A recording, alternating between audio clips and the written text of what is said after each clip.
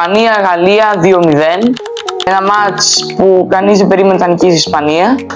Το περιμένανε, ενώ όχι πολύ. Βασιστήκαμε πάνω στο δικτάκτορα, αλλά τελικά δεν τα κατάφερε. Ξεκινάμε με το πέναλτι που έβαλε ο Γερθάμπαλ. Αρχίζουμε με το γκολ του Πόρο, το τέτα-τέτ. Και γενικά δεν είδαμε τη Γαλλία που περιμέναμε. Οι μόνοι που προσπαθήσανε ήταν ο Τσουαμενί και ο Κιλιάν Εμπαπέ, ο δικτάκτορας. Ο Λις, Ντεμπελέ, Ντουέ και οι υπόλοιποι, αυτά τα φαβορί, τα συγκεκριμένα που είπα, που ήσατε. Δεν είδαμε καθόλου. Δεν είδαμε Ντουέ, δεν φάνηκε ο Λις, Ντεμπελέ είχε εξαφανιστεί, τίποτα.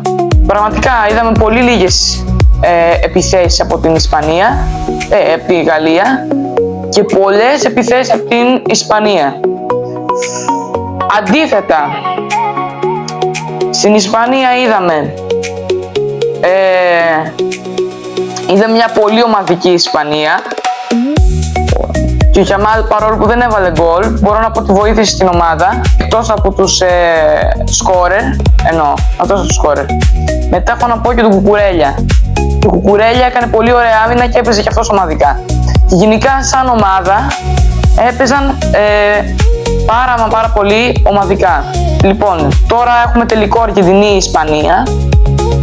Αύριο θα κάνουμε και ένα βιντεάκι για την Αργεντινή.